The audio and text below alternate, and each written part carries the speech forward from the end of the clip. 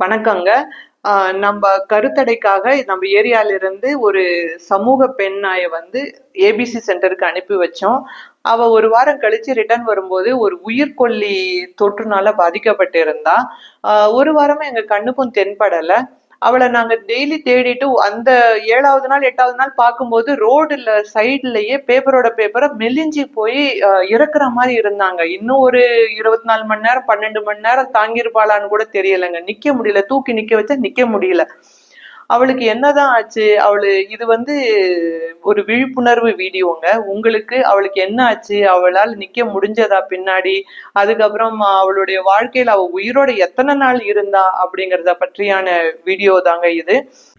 வீடியோக்குள்ள போறதுக்கு முன்னாடி என்ன பற்றின ஒரு இன்ட்ரடக்ஷனுங்க. எங்க ஏரியால நான் ஒரு சமூக நாய் சேவகரா இருக்கேன். இது உங்களுக்கு ரொம்ப யூஸ்ஃபுல்லா இருக்கும். இந்த வீடியோல நான் ஃபுல்லா சொல்லியிருக்கேன். வீடியோக்குள்ள இருக்கிற ஒரு பாயிண்ட்டையும் பார்த்து வச்சுக்காங்க. யாராவது வீடியோக்குள்ள போறதுக்கு முன்னாடி யாராவது நம்ம சேனலை வந்து சப்ஸ்கிரைப் பண்ணாம பார்த்துட்டு இருக்கீங்கன்னா கண்டிப்பா சப்ஸ்கிரைப் பண்ணி வச்சுக்காங்க. ஏன்னா டாக் ரிலேட்டடான ரொம்ப பயனுள்ள தகவல்களை வந்து நாங்க ரெகுலரா போஸ்ட் பண்ணிட்டு இருக்கோம் நம்ம சேனல்ல. இப்ப வீடியோக்குள்ள போலாம். இப்ப நீங்க பார்த்துட்டு இருக்கிற இந்த வீடியோல எழுந்திருக்க முடியாம இருக்கிற நாய் பேரு தான் கௌரி. இவளதான் நாங்க ஒரு 10-12 நாளுக்கு முன்னாடி ரோட்ல பார்த்து தூக்கிட்டு வந்தோம். இவளதான். இவ வந்து இவ கூட இருக்கிறது வந்து இவளோட பையன் சிம்பா, அப்புறம் இன்னொன்னு வந்து அம்மா நாய் பரி. இவங்க 2 பேரும் இவளை வந்து ரோட்ல ரொம்ப விடாம, ஏன்னா இவ விழுந்துருவா அப்படின்னு ஆக்சிடென்ட் பண்ணாம பாத்துக்கணும்னு பாத்துக்கிட்டாங்க. நாங்க ரோட்ல இருந்து எடுத்து ஒரு 12 நாளா டெய்லி சாப்பாடு போட்டு நல்லா குண்டா பண்ணி வச்சுட்டோம். ஆனா டெய்லி ஒரு டாக்டருக்கும் வீடியோ எடுத்து அனுப்பிட்டே தான் இருந்தோம். இவளுக்கு என்ன ப்ராப்ளம், என்ன கூப்பிட்டா வரமாட்டா, கையில இருந்து மிஸ் ஆயிட்டே இருப்பா. ஷை, ரொம்ப வெக்கப்பட்டுட்டு ஓடிட்டே இருப்பா. மனுஷங்கன்னா பிடிக்கும், ஆனா தூரமாவே தான் இருப்பா, தொட பிடிக்காது. இப்படியே இருக்கிற பிடிச்சு அவளை வந்து ஹாஸ்பிட்டலுக்கு அனுப்பவே முடியல, எங்களால கூட்டிட்டு போகவே முடியல. ஒரு டாக்டரும் இதோ வரேன்னு சொல்லிட்டு ரொம்ப டிலே ஆயிடுச்சு. ஒரு டாக்டர் வந்தாங்க. வந்ததுல வந்து அவரு வரும்போது இந்த வீடியோ பார்த்து இருந்ததுனால 3 வேக்சினேஷன், அதாவது தடுப்பூசி 3 எடுத்துட்டு வந்துட்டாங்க. 3 பேருக்கும் போட்டு விட்டுட்டு ஒரு மருந்து எனக்கு எழுதி கொடுத்தாங்க. இததான் நீங்க வந்து இதை கொடுங்கம்மா, இது கூடவே நல்ல காலையில மாலையிலயும் நிறைய சிக்கன் கொடுங்க. அதாவது ஸ்பெஷலா நீங்க இவளை கவனிச்சீங்கன்னா இவ வந்து நின்று நடக்க ஆரம்பிச்சிருவா. ஆனா ஒரு டேமேஜ் இவளுக்கு பிரெயின் பக்கத்துல, அதாவது மூளைக்குள்ள வந்து டேமேஜ் ஆயிருச்சு ஆல்ரெடி. அதை நம்மளால சரி பண்ண முடியாது. ஆனா கண்டிப்பா ஒரு அளவுக்கு இவளை வந்து ரெடி பண்ணிடலாம் அப்படின்னு, உயிரெல்லாம் போகாது, ரெடி பண்ணிடலாம் அப்படின்னு சொன்னாங்க. மாலையிலயும் அவள் எங்க இருந்தாலும் பிடிச்சி வச்சு அவளுக்கு நிறைய சிக்கனை போட்டு ஸ்பெஷல் ட்ரீட்மெண்ட் கொடுத்து ரெடி பண்ணிட்டே வந்துட்டு இருந்தோங்க. ஒரு வாரம் கழிச்சு, ஒரு 10 நாள் கழிச்சு ஒரு இம்ப்ரூவ்மெண்ட் தெரிஞ்சது. அவ படுத்து நிக்க கூட முடியாம இருந்தவ வந்து இப்போ எழுந்து நிக்கிறது, ஒரு ஸ்டெப் 2 ஸ்டெப்பு ஷேக் ஆகாம போகலாம் ஆரம்பிச்சுட்டா.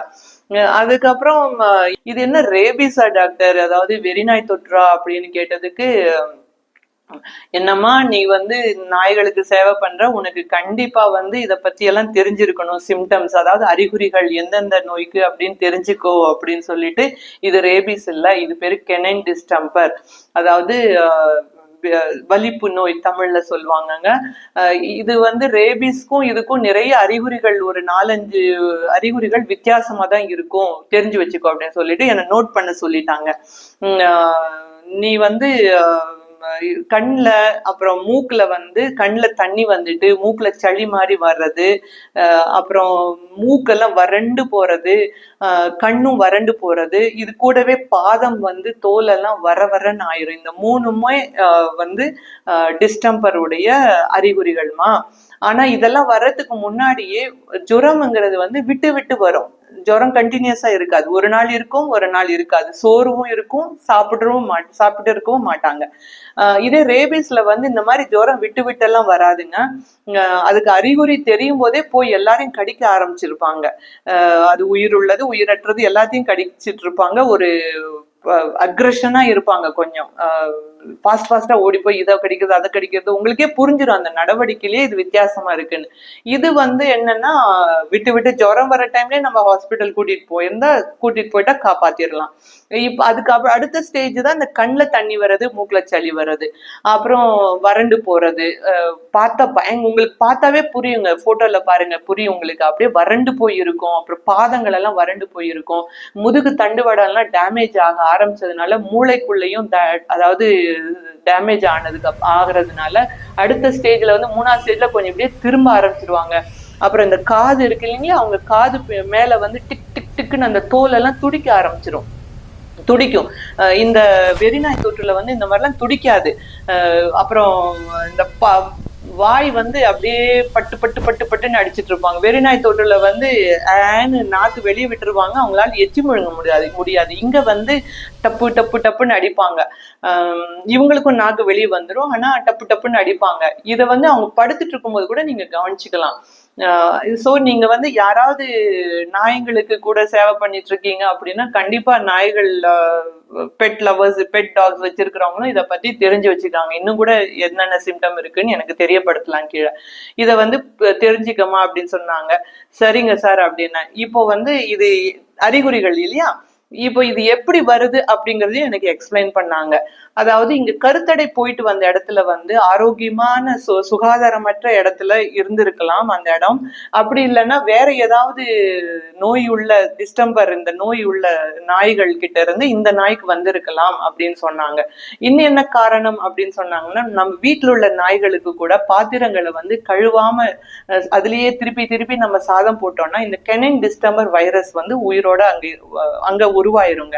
அப்படி இல்லைன்னா அழுகின சாப்பாடுலயும் அது அங்க பிறந்துரும் அப்படின்னு சொன்ன மாதிரி இருந்தது. எனக்கு செக் பண்ணிக்காங்க. இப்போ இதையெல்லாம் நம்ம வந்து கிளீனான பாத்திரமும் அப்புறம் சுத்தமான சத்தான சாப்பாடு கொடுத்தோம்னா நாய்களுக்கு வந்து இந்த வியாதி. அப்புறம் தடுப்பூசி போட்டு சுத்தமான பாத்திரம், நல்ல ஆரோக்கியமான சாப்பாடு கொடுத்துட்டு இருந்தீங்கன்னா நாய்கள் வந்து இந்த நோயிலிருந்து தப்பிச்சிரும். அப்படியே வந்தாலும் நோய் எதிர்ப்பு சக்தி வந்து அவங்களுக்கு, நீங்க நல்லா வேக்சினேஷன்லாம் போட்டு கூட இது வந்துருச்சு அப்படின்னா கண்டிப்பா அதுல இருந்து அவங்க வெளியே வந்துருவாங்க. ஏன்னா ஆரோக்கியமான சாப்பாடு கொடுத்துட்டு இருக்கீங்கல்ல, வந்துருவாங்க, அவங்க வெளியே போராடி வந்துருவாங்க. ஆனா நீங்க என்னன்னா நாய்கள் ஜுரம் வந்த டைம்லயே விட்டு ஜுரம் வரும்போது நீங்க ஹாஸ்பிட்டல் கூட்டிட்டு போயிருங்க. அந்த டைம்ல சாப்பாட பிடிக்காது அவங்களுக்கு. இந்த ஒரு மாதிரி விட்டு ஜுரம் வர்றது, ஒரு நாள் இருக்கும், கொஞ்ச நேரம் இருக்காது அப்படின்னு இருக்கும். நீங்க அதை அப்சர்வ் பண்ணி கூட்டிட்டு போயிடணும். இந்த மசில் துடிக்கிற டைம் எல்லாம் அது அடுத்த லெவலுக்கே போயிருங்க. இந்த டேமேஜ் எல்லாம் அப்படியே வாழ்க்கை ஃபுல்லு இருக்குங்க. அதனால உங்களை பயமுறுத்த விரும்பல. நீங்க தடுப்பூசி போட்டுட்டீங்கன்னா இதுல இருந்து நம்ம தப்பிச்சிடலாம். அந்த தடுப்பூசியில கூட பாருங்க டூப்ளிகேட்ஸ் நிறைய இருக்கு. நல்ல கரெக்டான ஹாஸ்பிட்டல்ல போய் கிளினிக்ல போய் போட்டுக்காங்க. எங்கேயோ மெடிக்கல் ஷாப்ல நம்ம வாங்கக்கூடாது, ஏன்னா நிறைய டூப்ளிகேட்ஸ் உள்ள நுழைஞ்சிருச்சுங்க. அதெல்லாம் நீங்க தான் கரெக்டான ஹாஸ்பிட்டல் கரெக்டான டாக்டரை பார்த்து நீங்க பிடிச்சி போட்டுக்கணும். நீங்க நம்ம குழந்தைய நம்ம கஷ்டப்படுத்தாம இருக்கணும்னா நம்ம இதெல்லாம் பண்ணிதான் ஆகணும். வலி எடுத்துதான் ஆகணும். நம்ம இப்போ வந்த நாய்க்கு என்ன பண்ணலாம் அப்படின்னா, ஒருவேளை வந்துருச்சுன்னா நீங்க ட்ரீட்மெண்ட் ஆரம்பிச்சிருப்பீங்களா, எந்த அறிகுறி டைம் எப்ப பார்த்தாலும் நீங்க ட்ரீட்மெண்ட்டை வந்து மைண்ட் அளவுல விட்டுறாதீங்க. நான் சொன்னதையும் எனக்கு டாக்டர் சொன்னதையும் நான் வந்து இங்க சொல்றேன். அது வந்து டிஸ்டம்பருக்கான இதுக்கும் போட்டுட்டு ஊசியும் போட்டுட்டு அதுக்கப்புறம் மறுநாள்ல இருந்துதான் இதை வந்து என்ன யூஸ் பண்ண சொன்னார். அவர் சொன்ன மருந்தை வந்து கொடுக்க சொன்னாரு, பண்ணி செய்து கொடுமா அப்படின்னாரு. 27-28 நாளுக்கும் அதை வந்து நான் மேல ஸ்கிரீன்ல போடுறேன், அதையும் பார்த்துக்காங்க. சிம்டம்ஸையும் இந்த கெனைன் டிஸ்டம்பர் அதாவது வலிப்பு நோயோட சிம்டமையும் நான் போட்டுடுறேன்.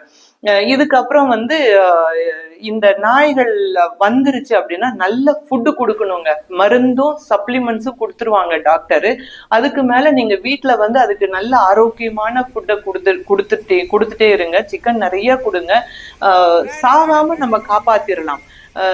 கண்டிப்பா வந்து நீங்க இந்த நான் சொன்ன மருந்து எனக்கு ஒர்க் ஆச்சு, உங்களுக்கு ஒர்க் அவுட் ஆகுமான்னு எனக்கு தெரியாதுங்க. அதனால நீங்க வந்து ஒரு ஹோமியோபதி டாக்டரோ இல்ல சித்தா டாக்டரோ இல்ல அலோபதி டாக்டரோ இதெல்லாம் நல்ல ஒர்க் சிலருக்கெல்லாம் நல்ல டாக்டர்ஸ் வந்து பிரிஸ்கிரிப்ஷன் கொடுத்து சரியானவங்களும் இருக்காங்க. என்னுடைய கேஸ்ல வந்து என்னுடைய மருந்து வந்து எனக்கு ஒர்க் அவுட் ஆன மாதிரி நான் 2-3 கேஸ்க்கு யூஸ் கூட பண்ண முடியல. நாய்கள் வந்து 10 நாள்லயே இறந்து கூட போயிட்டாங்க. நான் கொடுக்கவே முடியல. ஏன்னா சிம்டம் அவ்வளோ வீரியமா அந்த வைரஸ் இருந்ததுனால, நாய்களும் தெருக்கள்ல இருந்த நாய்கள்னால வேற ஏரியா நாய் அது. அவங்களுக்கு வந்து என்னால போய் ஏர்லியா இந்த மருந்தெல்லாம் கொடுக்க கூட முடியல. அப்புறம் அதனாலதான் சொல்றேன், வீரியம் அதிகமா இருந்ததுன்னா அதே டைம்ல நம்ம நாய்க்கு நோய் எதிர்ப்பு சக்தி கம்மியா இருந்ததுன்னா இறந்துருவாங்கங்க. 3-6 நாள்லயே அந்த ஜுரம் எல்லாம் சிம்டம் முடிஞ்சிட்டு அந்த கண்ணுல தண்ணி வர்றது, மூக்குல இருந்து அந்த டிஸ்சார்ஜ் சொன்னேன்ல அதெல்லாம் சளி வர்றதெல்லாம் ஆரம்பிச்சிருச்சுன்னா அடுத்த லெவல் சீக்கிரமா போயிருவாங்க. 10 நாள்லயே நாய்கள் இருந்துடும். ஆனா நீங்க வந்து தடுப்பூசி நல்ல கரெக்டான தடுப்பூசி, கரெக்டா நல்ல நோய் எதிர்ப்பு சக்தி இருக்கிற மாதிரி ஃபுட்டு கொடுத்துட்டீங்கன்னா காப்பாத்திரலாம். கண்டிப்பா இதான் திருப்பி நான் சொல்லிட்டு இருக்கேன்.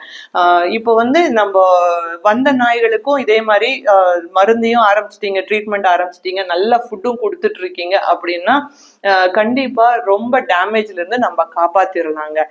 அதுக்காக தான் இந்த ஒரு தேனி கோவிந்த் சார் அப்படிங்கிற ஒரு டாக்டருடைய நம்பரும் இங்க கொடுத்துருக்கேன். அவர்கிட்ட கேட்டுட்டு நீங்க அவரையும் கான்டாக்ட் பண்ணிக்கலாம். எனக்கு வந்து அவங்கள வந்து நான் நெட்ல தான் பார்த்தேன், இந்த வீடியோ ஷூட் பண்ற அன்னைக்கு தான் பார்த்தேன். கால் பண்ணி கேட்டுட்டு நம்பரை இங்க ஷேர் பண்ணிட்டு இருக்கேன். உங்களுக்கு யூஸ்ஃபுல்லா இருக்குமாங்கிறத நீங்க தான் பார்த்துக்கணும். எனக்கு வந்து சார்கிட்ட இன்னும் பழக்கம் இல்லை.